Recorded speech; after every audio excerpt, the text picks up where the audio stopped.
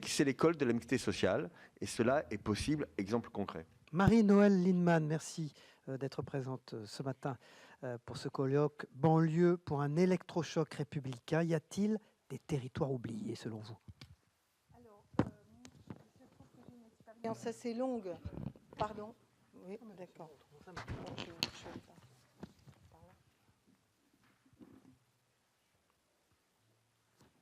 Je repose ma question. Y a-t-il des territoires oubliés?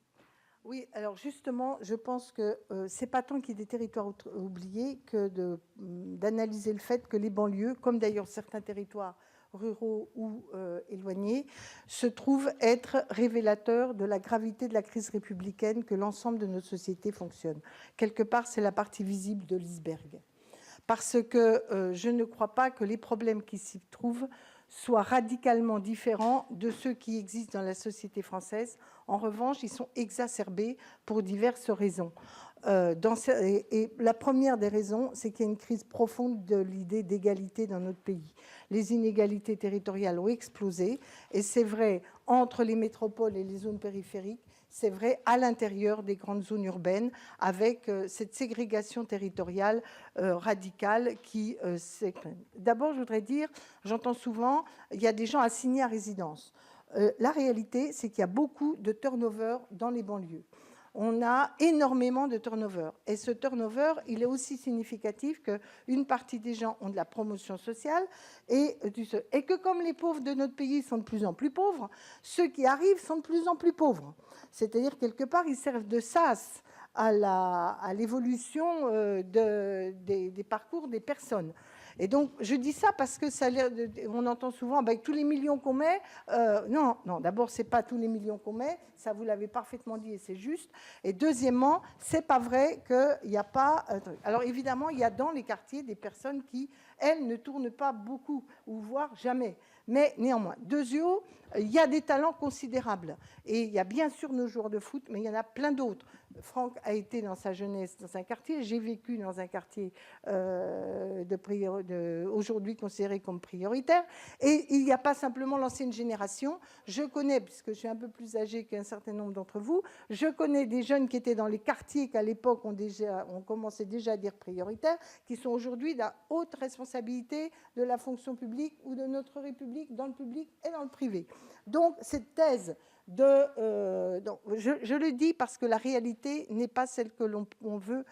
C'est trop facile de dire, c'est à part, c'est des territoires, parce que ça nous exonère d'avoir à faire des efforts de changement assez profonds de la manière dont on fonctionne. Et je prends un exemple concret. Les services publics. Alors moi j'ai commencé en 88-89, donc vous voyez, c'est pas nouveau. Oui, il faut que les services publics soient dans les quartiers. Et la réalité, c'est que depuis, il y en a plutôt moins que plus. Et pourquoi? Parce que globalement, on est dans une rétractation des services publics. Donc il faut qu'ils soient efficaces. Donc on nous dit que pour qu'ils soient efficaces, il faut qu'ils soient concentrés. Et que vous n'avez plus d'agence postale, ou alors il faut payer. Et alors quand il faut payer, on vous dit, dans le contrat ville, si vous voulez avoir de la poste chez vous, il faut que vous payiez l'agence postale ou l'annexe postale. Et évidemment, ces territoires n'ayant pas de grosses ressources sont ceux qui ont du mal à le faire. Donc, il faut revenir à un maillage rigoureux des services publics partout. Et des services publics, il y a le contrat ville, mais je dirais même indépendamment des projets de ville. Les services publics doivent rendre compte à ces quartiers de ce qu'ils font pour eux.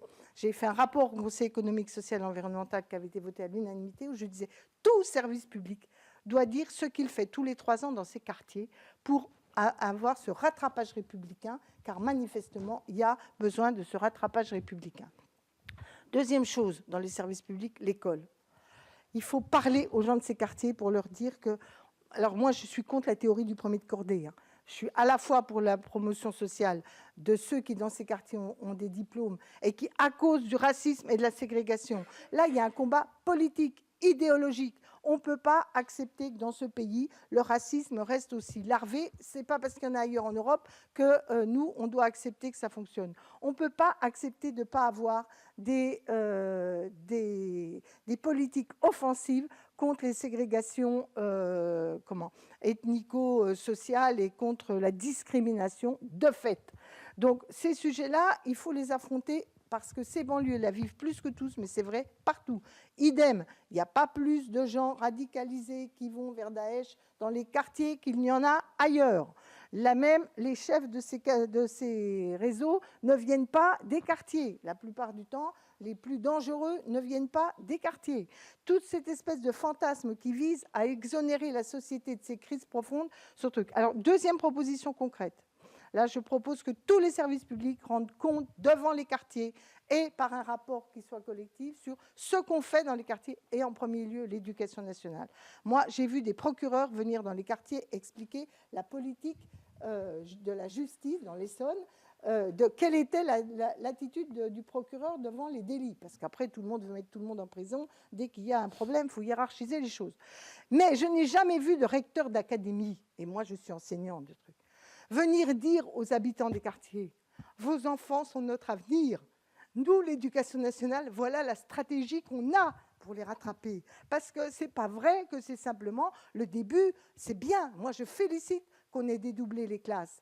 Mais la permanence de l'inégalité culturelle, on la connaît, Bourdieu l'a dit, il y a des reproductions sociales qui se font ou ne se font pas.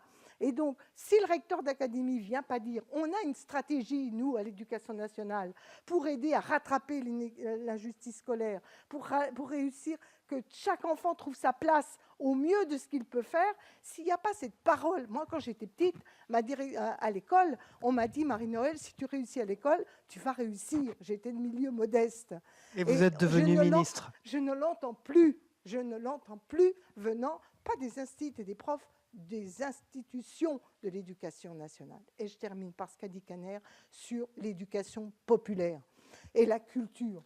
On ne rattrape pas les inégalités si on ne donne pas cette capacité à devenir maître de son destin dans une émancipation pas individuelle pour gagner sur l'autre, mais collective des couches populaires de ce pays. Il faut réinventer l'éducation populaire avec les associations. Il faut un grand ministère, il faut des moyens pour adosser à l'éducation nationale ce grand chantier de l'éducation populaire, car sinon, comme vous le disiez très bien, si on n'a plus de projet collectif d'émancipation, on va le chercher ailleurs. Et c'est ailleurs, il commence à dériver dans certains de nos quartiers, comme dans des endroits qui ne sont pas nos quartiers. Marie-Noëlle Lienemann, applaudie. Vous nous avez dit de bien belles choses avec une émotion perceptible. C'est bien normal. On va prendre une question.